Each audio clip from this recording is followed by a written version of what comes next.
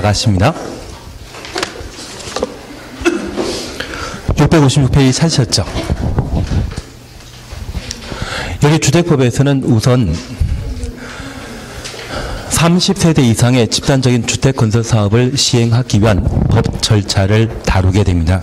그래서 건축법에서는 주택을 건축허가받고 만드는 반면 주택법에서는 한 번에 건설하는 주택의 호수 세대가 30 이상이었을 때 사업계획 승인받아 건설하게 되는데, 우리 주변에 아파트 단지를 만들게 되면 사업계획 승인받아 건설하는 것으로 이해하시고, 다가주택이나 빌라를 만들게 된다면 건축 허가받아 만드는 것으로 이해해 주십니다. 그 사업계획 승인받아 건설할 수 있는 주택으로서 우리 옆에 페이지에 준주택 찾으셨죠? 준주택 찾았습니다. 여기 준주택은 주택 아닙니다.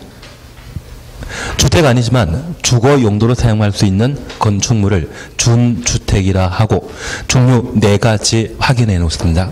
기숙사, 다중생활시설, 노인복지주택, 오피스텔, 이 4가지는 사업계획 승인 대상 아닙니다. 이 4가지는 건축 허가받아 만드는 것이다. 그렇게 이해해 주십시오. 그리고 5번 세대 구분형 공동택 찾으셨죠? 이 세대 구분형 공동택은 30평대와 40평대에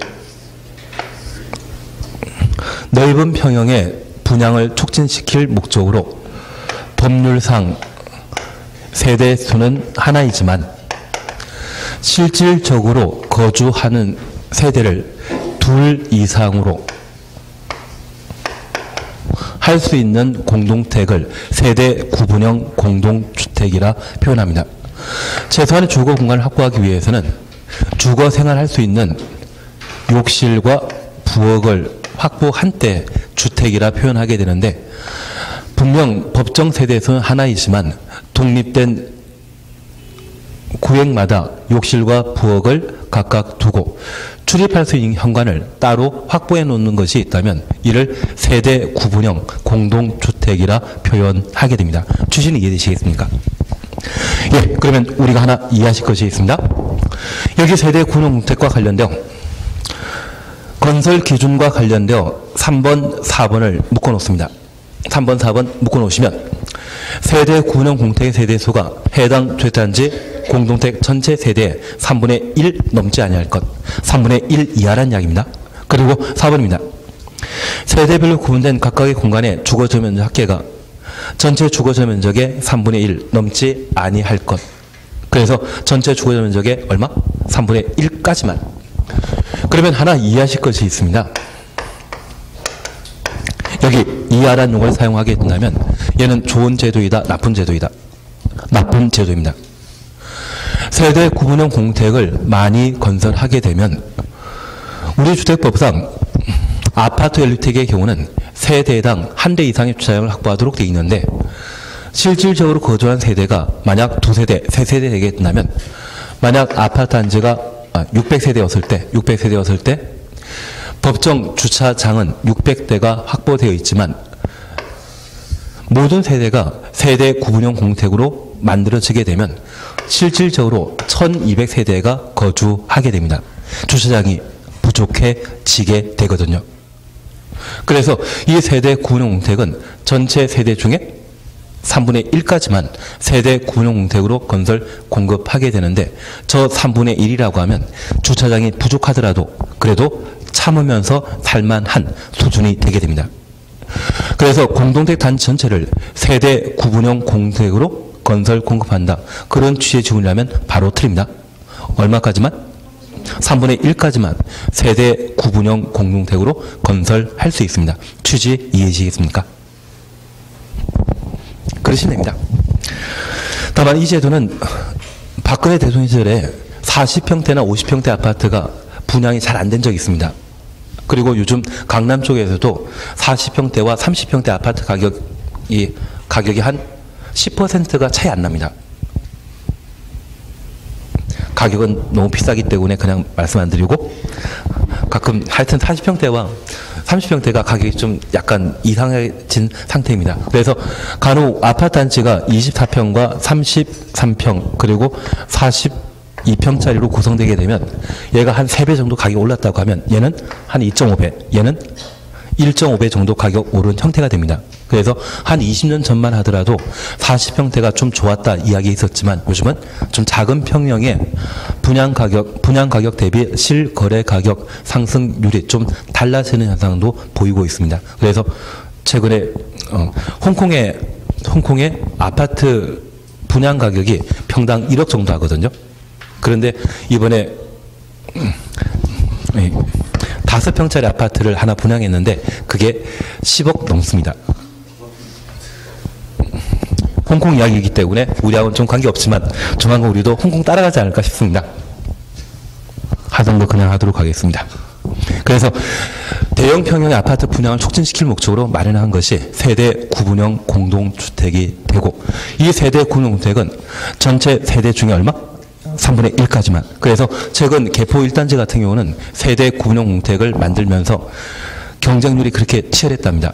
주변에 삼성의료원 등의 여러 가지 의료기관과 백화점이 갖춰지기 때문에 원룸에 기거하는 것보다는 아파트 한 채 살아가는 게 더 낫다고 생각하는 분들이 많으시거든요. 그래서 주변에 백화점이나 진짜 우리 다산 쪽에, 다산 신도시에 현대 아울렛 들어와 준다고 하면 주변에 세대 구분형 공택이 만들어지게 되었을 때는 아마 분양 가격이 많이 높게 책정되고 거래도 좀 더 활발해질 수 있는 여지가 있습니다.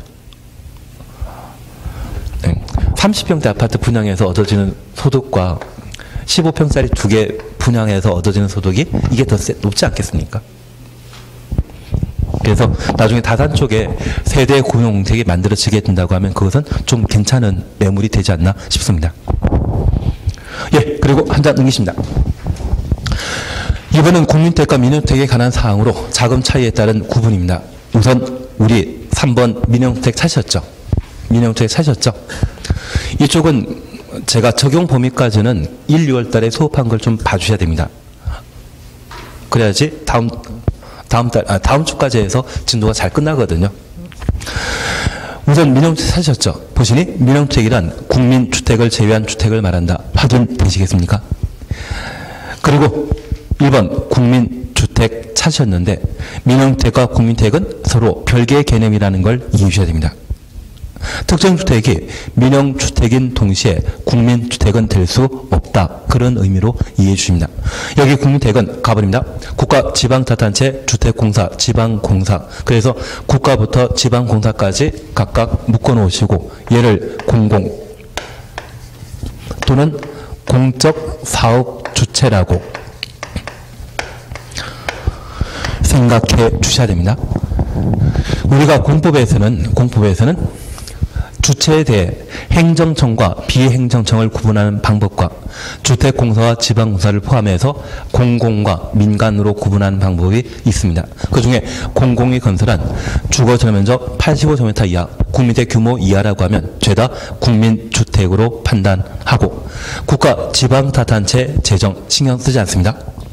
주택 도시계획으로부터 자금 지원받아 건설되거나 개량된 국민주택 규모 이하의 주택이 있다면 얘를 국민주택이라 표현하는데, 특별히 민간이라 할지라도 주택 도시계획으로부터 자금 지원, 융자받아 건설한 아파트가 있다면 그 주거 면적이 85제곱미터 이하였을 때 국민주택에 해당된다는 것 확인만 해놓습니다. 그리고 2번 국민주택 규모 찾으셨죠? 국민주택 규모는 원칙적으로 1호 1세장 85제곱미터 이하의 주택을 말하는데 수도권을 제외한 도시지역이 아닌 읍면 지역은 1호 1세장 주거면적 100제곱미터 이하를 국민주택 규모라 표현하게 됩니다. 그래서 수도권부터 100제곱미터 이하까지 가로해 놓으시고, 역으로 수도권에 만들어진 국민주택은 죄다 85제곱미터입니다. 도시지역에 만들어지게 되면 죄다 85제곱미터라는 것 확인하십니다. 그래서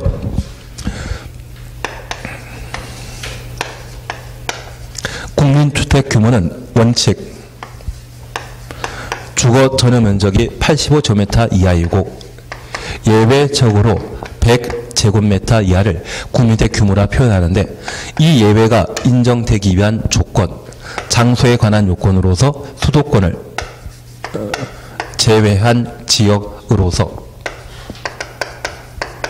도시지역 아닌, 도시지역 아니라고 하면 비도시 지역인 관리지역, 농림지역, 자연환경보전 지역을 말하게 됩니다. 그리고 읍면동으로 각각 구분하게 되었을 때 읍과 면, 이러한 세 가지 장소 요건을 동시에 충족하게 된다고 하면 그래서요 최대 100제곱미터까지 건설할 수 있는데, 만약 수도권에 만들어진 국민택 규모라고 하면 85입니다. 도시지역에 만들어졌다고 하면 85라는 것 확인해 놓습니다. 그래서 나중에 국민택 규모와 관련되어 최대란 말 보게 되면 최대 뒤에는 항상 100이 따라 붙어야 됩니다. 대신 수도권의 최대라고 하면 85입니다. 도시지역의 최대라고 하면 85라는 것, 그걸 구분해 주시는 게 필요합니다. 예, 그리고 4번 도시형설택은 작년에 나왔지만 올해도 시험에 나온다 생각해 주십시오. 도시형설택 찾으셨죠? 여기 도시형설택은 도시지역에 건설하는 300세대 미만의 국민택 규모에 해당되는 주택을 도시형 생활주택이라 표현합니다. 그래서 도시형설택은 어디? 도시지역, 동그라미 1번 보시게 되면 대통령령이 정하는 주택 찾으셨죠? 그리고 도시지역에 건설하는 다음 각호의 주택이라는 말을 확인하셨다면 도시형설택은 어디에 만들어진다? 도시지역에. 그리고 세대수는 300세대 미만 국민택 규모입니다. 그래서 어제 오산시에서도 도시형 생활주택인 아파트에 화재 발생했는데 스티로폼이 외벽 마감 재료로 사용하다 보니 인명피해가 발생했었거든요. 사람 돌아가신 분은 없으시지만 마감 재료 때문에 여러 가지 인명피해가 발생하는 상황입니다. 그래서 이 도시형택은 여러 가지 좀 화재 등과 관련되어 취약한 구조로 만들어졌기 때문에 문제점이 있지 않나 싶은데, 이미 기득권을 보호받기 때문에 어쩔 수 없는 것이 좀 현 상황이 되는 것 같습니다. 그러면 그러한 도시형설택이 바로 대표적인 이러한 형태가 되게 되는데, 우리 교재 잠깐 확인하시면 단정 연립택과 단정 다세대, 그리고 1. 원룸형택 찾으셨죠? 여기 원룸택에 있어서는 다음 각호 요건을 모두 갖춘 공동주택, 공동택 충족습니다. 주택법에 따라 사업계획 승인받아 건설할 수 있는 공동택은 아파트와 연립, 다세대 주택까지만 사업계획 승인받아 건설할 수 있고, 건축법상 공동주택으로 분류했던 기숙사는 주택법에서는 준주택입니다. 기숙사를 30세대 이상 건설하고자 한다면 사업계획 승인 대상 아닙니다. 기숙사에 대해서는 건축법에 따른 건축 허가 대상이라는 것 기억하시고, 여기 원룸택의 경우에도 아파트 연립 다세대주택 중에 하나라는 것만 이해해 놓습니다. 한 3년 전에 의정부 도시형설택인 10층짜리 아파트에 화재 발생한 거 기억나십니까? 그 10층짜리라고 하면 원룸택의 형태인데 아파트 연립 다세대주택 중에 어느 10층짜리라면 아파트지 않겠습니까? 너무 심각하게 보지 마시고 그냥 여기 공동택에는 기사 포함한다, 빠진다. 빠진다라는 것만 이해해 주십시오. 그리고 가나 다라 4개 묶어놓습니다. 이 4가지가 원룸택과 관련된 건설 기준이 되게 되는데, 아마 우리 시험에 나오겠다면 50과 30이 시험에 나오게 될 겁니다. 우선 세대별 주거적 면적은 50제곱미터 이하일 것. 원룸택을 건설하게 되면 최대 규모는 얼마? 50 이하입니다. 그리고 욕실, 부엌 설치할 것. 욕실과 부엌이 갖춰져야만 주거 생활이 가능한 것으로 판단하게 됩니다. 취지 이해하시겠습니까? 그리고 답은입니다. 욕실, 보일러실을 제외한 부분을 하나의 공간으로 구성할 것. 욕실과 침실이 함께 있다면 습도 조절 안 될 인체 공간이 나쁘고요. 보일러실과 침실을 함께 두게 된다고 하면 겨울철에 난방할 때 소음 때문에 잠을 제대로 못 잘 것입니다. 그래서 욕실과 보일러실을 제외하는 것을 하나의 공간으로 하고, 주거적 면적이 30제곱미터 이상의 경우는 2개 공간으로 구성할 수 있다. 가끔 투룸 1.5룸이란 말 들어보신 적 있다면 그 주거적 면적이 30제곱미터 이상인 원룸형택을 의미하게 됩니다. 지하층엔 둔다? 못 둔다? 못 둔다. 그래서 4가지 요건과 그리고 공동주택이라고 하는 아파트, 연립, 다세대, 그러한 5가지가 원룸택의 건설 기준이라는 것 확인해 놓습니다. 그리고 2번, 3번 묶어 놓습니다. 단정 연립택과 단정 다세유택 찾으셨죠? 그리고 단서를 잠깐 살펴보게 되면 건축위원회 심의받은 경우 주택으로 쓰는 층수를 각각 5개층으로 할 수 있다. 원래 연립택은 주택으로 사용하는 층수가 4계층 이하이지만 건축위원회 심의 거친 도시형 생활주택인 연립주택이라고 하면 5계층으로 다세주택 마찬가지입니다. 그래서 나중에 그냥 농담 삼아 들어주십시오. 눈먼 땅이 있고 우리 남양주에 대학이 번듯한 게 하나 들어서게 된다면 기숙사에서는 학생을 다 수용하지 못합니다. 그러면 아마 기숙사에서는 학생 기숙시키게 되었을 때 많아봤자 10%에서 20%만 기숙사에 수용할 수 있고 나머지는 주변에 하든지 아니면 집에서 왔다 갔다 하셔야 되는데 그런 학교 만들어져 있는 주변에 눈먼 땅이 좀 싸게 나온 땅이 있다면 원주택 만드시는 게 한 방법이시고요. 그리고 만약 비가 많이 오는 것 같습니다. 아마 수업 끝날 때쯤이면 비가 안 올 겁니다. 제가 지금도 거짓말하고 있었습니다. 나중에 우리가 좀 눈먼 땅이 있다면 단정 다세주택 만들시게 된다면 이 단정 다세주택은 일반 주택의 경우는 세대당 한 대 이상의 주차를 확보하도록 되어 있는데 이 단정 다세주택은 주차 공간이 0.5대입니다. 그리고 가끔 조례가 좀 낮게 책정한 곳이 있다고 하면 0.3대까지 주차장 설치 기준을 대폭 완화시켜주는 경우가 있습니다. 그래서 이 주차장 공간이 좀 적게 확보될 수 있는 주거 형태라고 하면 건축 입장에서는 유리한 상태이거든요. 그래서 한 대지의 면적이 100평 이내라 하면 이 단정 다세주택 만들어 놓고 서울에 출퇴근할 수 있는 교통편만 좀 확보되어 있는 공간이라고 하면 단정 다세주택을 개발해서 분양하게 되었을 때 좀 나한테 개발 이익이 좀 많이 발생할 수 있는 여지가 있으실 겁니다. 괜한 이야기 들었습니다. 이거 나중에 합격하고 나서 이야기지만 근데 지금 상대로 쭉 하시면 합격하실 겁니다. 복습만 하루에 3시간. 이 복습이 문제입니다. 복습만 하시면 5월달 시작해도 안 늦습니다. 그리고 지금은 용어는 다 어느 정도 알고 계시지 않습니까? 공법은 시험 문제는 알기 뻔합니다. 아마 민법 교수님도 뻔하다 이야기하시는데 아마 공부시키려고 열심히 해주실 겁니다. 나중에 원장님께 나 떨어지면 어떻게 되냐고 한번 이야기를 하시고 이상한 이야기 꺼내시면 내기하자 하십시오.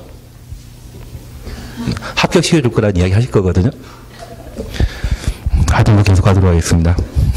예, 그래서 우리 잠깐 이해하실 것은 2번, 3번 구분해 줄 것이 있습니다. 단정 1주택과 단정 4세주택의 최대 규모는 85제곱미터입니다. 원주택은 세대별 주거지대 면적이 얼마? 50제곱미터이지만 단정 연립주택과 단정 다세주택은 국민택 규모라는 것 기억나시죠? 단정 연립, 단정 다세주택은 최대 주거지대 면적을 85제곱미터를 할 수 있고 원루면택의 경우는 최대 주거지대 면적이 50제곱미터라는 것 기억해 놓습니다. 그래서 만약 도시형 생활주택 중에 주거 전용 면적이 80제곱미터인 게 있다면 얘는 단정 연립, 단정 다세주택이지 원룸형 주택은 아니겠죠. 그것만 구분해 주십니다. 그리고 80짜리는 단정 연립과 단정 다세주택일 때 가능한 주거 전용 면적이고 원룸주택일 때는 최대 얼마? 50까지만 가능하다는 것 기억해 주셔야 됩니다. 그래서 원주택의 건축 기준과 관련되어 50과 30 찾아주시는 게 필요하고 단정 연립, 단정 다세주택은 최대 얼마까지 만들 수 있다? 국민택 규모인 85까지. 책에 없는 것이지만 국민택 규모라는 걸 보고 엮어 놓으셔야 됩니다. 그리고 2번, 3번입니다. 2번만 보시면 됩니다. 하나의 건축물에는 도시형 살색과 그 밖의 주택을 함께 건축할 수 없다. 다만 다음 각호 요건을 갖춘 경우는 예외로 한다. 확인되셨습니다. 원주택과 주거전적 85제곱미터 초과하는 주택 한 세대를 함께 건축하는 경우. 그래서 85제곱미터 초과하는 주택 한 세대 가로 해놓습니다. 그리고 2번 준주거지역 상업지역, 준주거지역 상업지역 추천없습니다. 원주택과 도시형 살색 외 주택을 함께 건축하는 경우는 동일한 건물에 건축할 수 있습니다. 얘는 하십니다. 여기 도시형 생활주택은 도시지역에 건설하는 300세대 미만의 국민택 규모의 주택을 도시형 생활주택이라 표현하게 되는데 이 제도는 좋은 제도이다, 나쁜 제도이다. 좋은 제도이면 이상이라는 말을 붙여줍니다. 우리가 세대 구분형 공동택의 경우에도 전체 세대 중에 3분의 1까지만, 전체 주거자 면적 중에 3분의 1까지만 참으라고 해서 3분의 1 이하로 했었습니다. 여기 도시형 혜택을 많이 만들게 되면 세대당 0.5대 주차장을 확보하고 인허가 받아 만들 수 있기 때문에 이러한 도시형 혜택이 많이 만들어지게 되면 주차 문제가 발생할 수밖에 없습니다. 취지 이해하시겠습니까? 그래서 이 도시형 혜택은 좋은 제도가 아니기 때문에 최대 건설할 수 있는 세대 수는 300세대 미만이라는 것 기억해 뒀습니다. 제가 아는 분은 이 도시형 혜택을 가끔 30세대 이상 만드시거든요. 그리고 이걸 만들면 한 세대당 한 5천에서 1억 정도까지 남겨 먹으십니다. 잘 만들어 놨겠습니까? 대충 만들었겠습니까? 네, 잘 만들었을 거라고 생각합니다. 대신 엊그제도 스티로폼을 마감재를 하다 보니 그것 때문에 화재 발생해서 인명피해 발생한 적이 있는데, 이 도시형 혜택을 만들게 되면 마감재료를 인조 대리석 등으로 만들게 되었을 때는 화재 좀 견딜 수 있는데, 스티로폼으로 만들게 된다고 하면 대부분 화재에 좀 연약한 구조가 되게 됩니다. 예전에 한동대에 포항에 지진 발생했을 때 한동대 외벽이 넘어진 것 보신 적 있습니까? 떨어져 나간 것. 한동대 지진 본 적 없기 때문에 넘어갔는데, 그게 스티로폼으로 마감재를 만들어서 그렇게 쉽게 지진에 피해 입은 현상을 본 적이 있습니다. 그런 것들이 좀 많이 만들어지는 형태라고 이해해 주십시오. 그냥 하던 거 계속 하도록 하겠습니다. 그리고 종류 구분과 관련되어 원룸형 주택의 경우는 5가지 기준을 갖춰야 됩니다. 공동택의 첫 번째 요건, 최대 주거자 면적은 50. 그리고 욕실, 부엌 갖춰야 된다는 것 기억하시고, 욕실과 보일러실 제외한 것을 하나의 공간으로 하고, 30평타 이상의 경우는 2개의 공간으로 구성할 수 있다. 마지막 지하층. 5가지 원룸택에 대한 건설 기준에 대해서는 무조건 해놓으셔야 됩니다. 이건 워낙 자주 나오기 때문에 반드시 해놓으셔야 됩니다. 그리고 단정 연립택과 단정 다세대 주택의 경우에는 최대 주거자 면적을 85제곱미터를 할 수 있고, 건축위원회 심의 거치게 되면 최대 주택으로 사용할 수 있는 층수를 5개층까지 할 수 있다. 그리고 오래 봐주시는 게 예입니다. 하나 이해하실 것이 있습니다. 여기 도시형 생활택과 도시형 생활택을 제외한 일반 주택, 기타 주택은 같은 건물에 함께 건축할 수 없습니다. 하나 이해하실 것이 있습니다. 건물 한 동에 일반 주택과 도시형 생활택을 각각 10세대 확보하게 되었을 때, 이 도시형 생활택이라고 하면 세대당 0.5대 주차장을 확보하면 인허가 받아 만들 수 있는데, 일반 주택은 세대당 1대 확보해야 됩니다. 그러면 전체 15대 주차장 확보했을 때 일반 주택 10세대와 도시형 주택 10세대를 만들 수 있습니다. 이 도시형 세대에 거주하는 분들도 모두 차를 뽑고 이 주차장에 주차시키게 된다면 일반 주택 소유자 가지고 있는 차를 주차장에 주차 못 시키는 경우가 있습니다. 주민 상환에 다툼 발생할 수 있거든요. 그래서 일반 주택과 도시형 생활주택은 같은 건물에 건축할 수 없습니다. 취지 이해하시겠습니까? 다만 예외 규정을 따로 두는데, 이 도시형 생활주택 중에 원룸형 주택에 대해서만 세대 주거설의 면적이 85제곱미터 초과하는 딱 한 세대에 대해서는 일반 주택을 동일한 건물에 건축할 수 있습니다. 우리 주변에 한 80평이나 100평 정도의 단독택을 철거하고 원룸주택을 만드는 경우가 있습니다. 그런데 이 원룸주택은 세대 주거자 면적이 최대 50제곱미터이기 때문에 주인 세대가 함께 거주하기 곤란합니다. 주인 세대도 함께 거주하기 위해 85제곱미터 초과는 딱 한 세대에 대해서만 동일한 건물에 건축할 수 있습니다.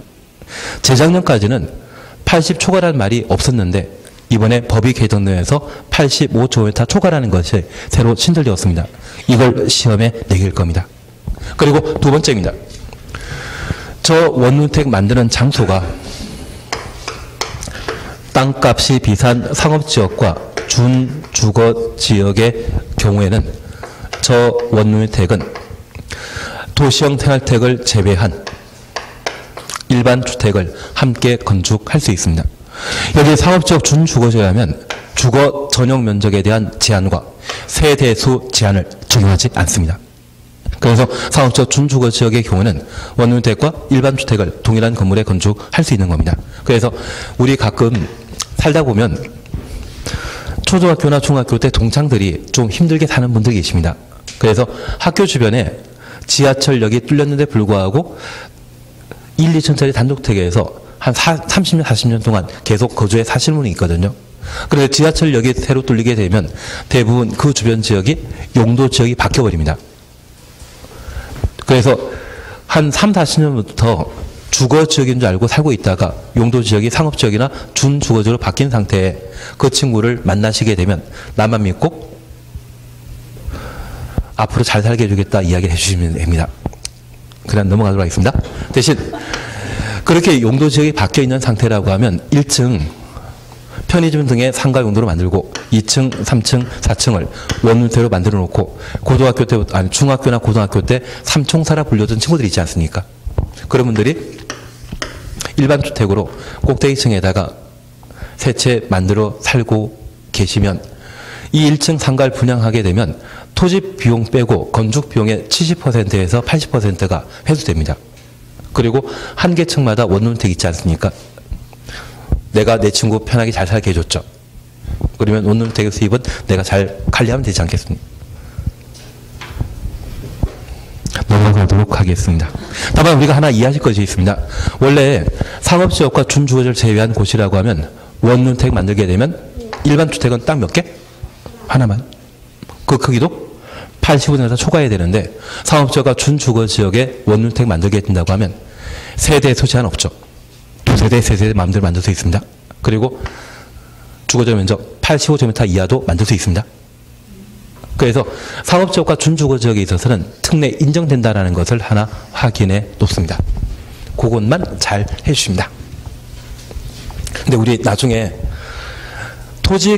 토지를 직접 건물 건축해서 분양하지 않습니까? 그러면 토지 가격이 거래하게 되었을 때 적정한지 여부는 건물 건축하게 되었을 때 건물 1층 분양 가격이 땅값의 70% 나오면 그 가격 적정합니다.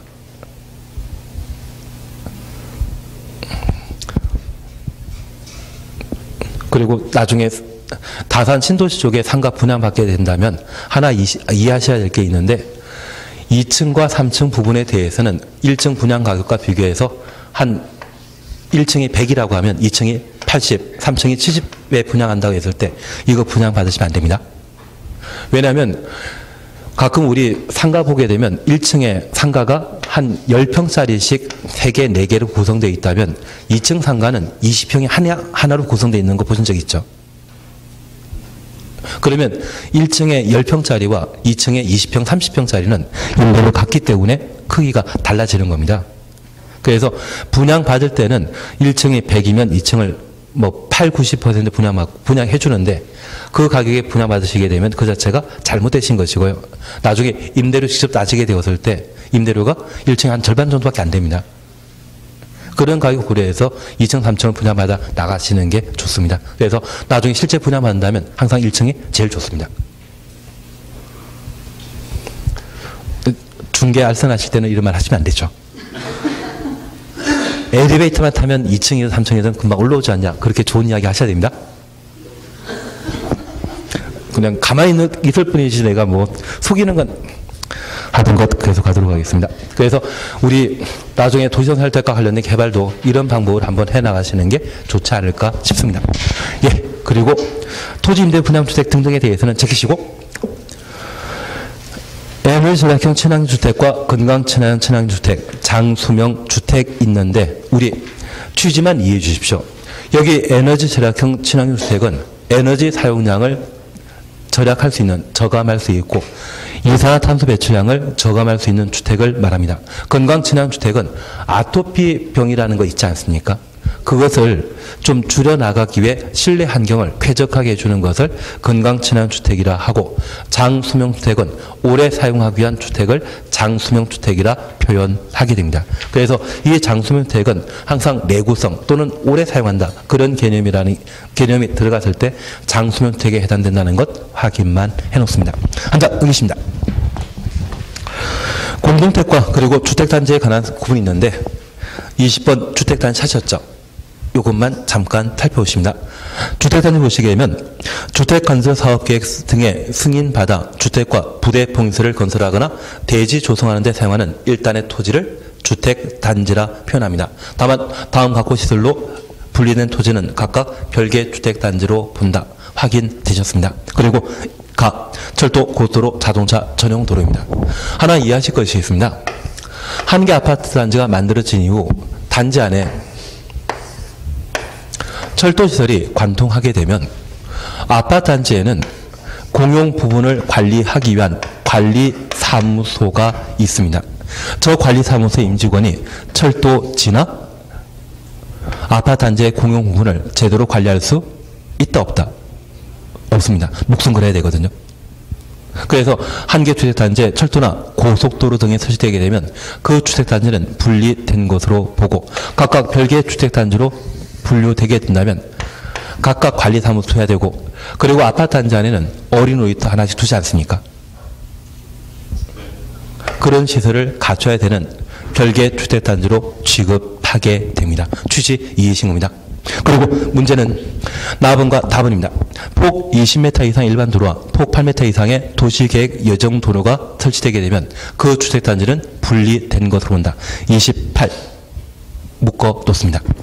제가 2003년도에 인천에서 수업하다가 그 당시 로또가 인기였거든요.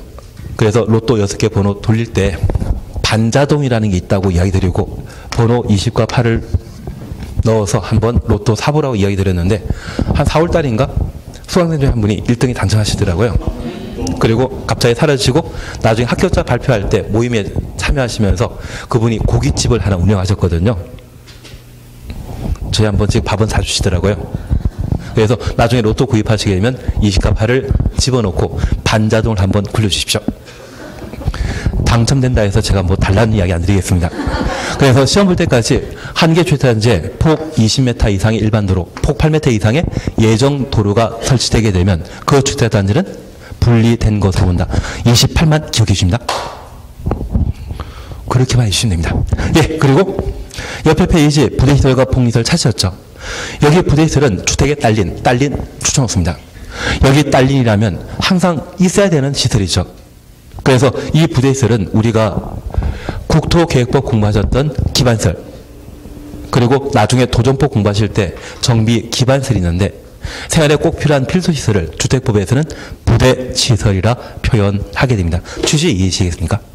그리고 한 장 넘기시면 복리시설이 있습니다. 주택단지 입주자 등의 생활복리를 향상시키기 위한 시설을 복리시설이라 표현하는데 이 복리시설은 나중에 도정법에서는 공동이용시설이라는 말로 대신하게 됩니다. 하나 여쭐 게 있습니다. 아파트 단지 내 어린이 놀이터가 있다면 부대시설이겠습니까? 복리시설이겠습니까? 복리시설입니다. 아파트 단지 안에 관리사무소가 있다면 부대시설입니다. 아파트 단지 안에 단지 내 도로가 있다면 부대시설입니다. 주차장 부대시설입니다. 경로당 복리시설입니다. 그리고 주민 공동시설이라면 주민 커뮤니케이션이라고 해서 아파트 단지 안에 회의소나 수영장 같은 거 있지 않습니까? 그런 시설이 있다면 걔는 복리시설. 그걸 보시면 됩니다. 그래서 여기 부대시설과 복리시설을 구분하라고 시험에 내게 된다면 4개의 성격은 같고 하나가 특이한 게 있거든요. 그걸 답으로 찍어주시면 됩니다.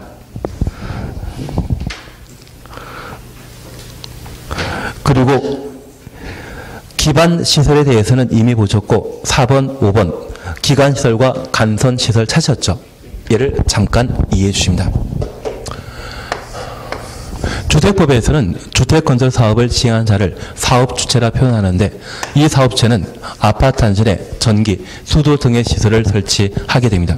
다만 이 전기 수도시설은 단지 외부의 전기 수요시설과 연결돼야만 전기 공급이 이루어지는데 1번, 2번, 3번 중에 가장 먼저 설치한 것이 있다면 전기시설 중에 가장 먼저 설치된 것이 있다면 3번이지 않겠습니까? 얘를 이미 설치한 시설이라 해서 기간시설이라 표현합니다. 1번과 2번 중에 먼저 설치되어 있는 것은 1번이겠죠. 그리고 2번에 대해 간선시설이라 표현하는데 우리가 1번 국도에서 2번 국도로 갈아타기 위해서는 간선도로 이용하시죠.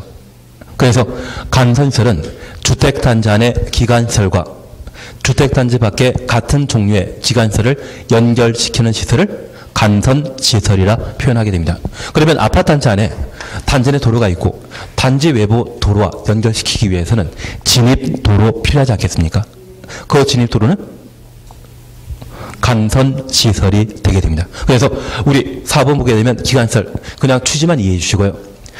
5번 간선시설 찾았습니까? 지금 662페이지 보십니다. 662페이지 간선시설 찾았습니다. 보시면 도로, 상하수도 등의 주택단지 안에 기관시설을 주택단지 밖에 있는 같은 종류의 기관시설에 연결시키는 시설을 말한다. 이해되시겠습니까? 그래서 진입도로가 가장 대표적인 간선시설이라는 것 이해해 주시고 단서에 가스통신 지역난방시설, 가스통신 지역난방시설 가로 해놓습니다. 주택단지 안에 기관시설을 포함한다. 가스, 통신, 지역, 난방, 시설 세 가지에 대해서는 주택단지 안에 기관시설을 포함시키게 됩니다. 이제 이것만 이해하시면 됩니다.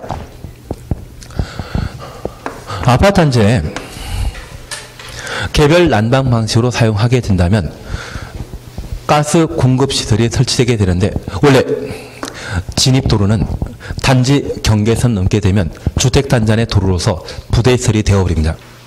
결국 간선시설은 주택단지 경계선으로부터 단지 외부의 기관시설까지를 간선시설이라 표현하게 되는데 가스, 통신, 지역 난방시설에 대해서는 예외를 인정하고 있습니다. 만약 가스시설을 설치하게 되었을 때 단지 경계선까지를 간선시설이라 표현하게 되면 이 단지 경계선에 정압조정실이라는 것을 설치할 수 있거든요. 여기 정압조정실이라고 하는 것은 도시가스 같은 경우에는 아파트가 25층으로 구성되었을 때 가스 공급하게 되면 1층부터 25층까지 골고루 가스가 공급되겠습니까? 한쪽에 몰리겠습니까? 한쪽에 몰립니다. 그리고 폭파 사고가 발생하게 됩니다. 그러면 1층부터 25층까지 가스가 골고루 공급되기 위해서는 압력 조정할 수 있는 장비 필요하거든요. 이 정압조정시설은 가스 공급업자가 설치해 주도록 되어 있는데 얘를 단지 경계선에 설치하게 되면 가끔 지나가시는 분이 발로 한 번씩 차버릴 수 있지 않겠습니까? 그리고 정압조정시설이 고장나게 되면 아마 가스 폭파 사고가 발생할 것 같은데요. 그래서 이 정압조정실을 필요로 하는 가스 공급시설의 경우는 주택단지 안에 좀 안전한 곳에 정압조정시설을 설치하도록 되어 있고 여기까지는 가스 공급회사가 간선시설을 설치하도록 되어 있습니다. 추진 이해하시겠습니까? 그리고 통신시설과 관련되어 우리 주변에 지어진 지 30년 된 아파트라고 하면 케이블 TV 있다 없다? 케이블 TV 있습니다. 대신 아파트 단지 만들 때는 케이블 TV가 아예 없었기 때문에 아파트 단지 옥상 꼭대기에 단자가 설치되고 그 단자로부터 각 세대마다 선이 연결되어 케이블 TV를 시청할 수 있는데 이 단자까지를 통신 사업자가 설치해 주도록 되어 있습니다. 그래서 통신 설비에 대해서는 단지 경계선까지 설치하는 것이 아니라 아파트 단지 내 최초 단자까지를 간선시설로 분류하게 됩니다. 그리고 마지막으로 지역 난방시설 있는데 지역 난방공사에서 성남 분당 같은 경우는 열 공급을 해주게 되는데 지역 난방공사에서 아파트 단지 경계선까지 난방시설을 설치해주게 된다면 난방시설에 있어서는 차단 밸브 있거든요. 경계선에 있는 차단 밸브를 지나가는 사람이 함부로 건들게 된다고 하면 아파트 단지에 난방에 제대로 공급되지 않기 때문에 그런 위험을 고려해서 단지 안에 차단 시설 설치하도록 되어 있습니다. 그래서 여기 가스, 통신, 지역 난방시설의 경우는 주택단지 내 일부 시설까지를 간선시설로 취급한다. 그렇게만 좀 이해해 주십시오. 다만 제가 하나 부탁드리겠습니다.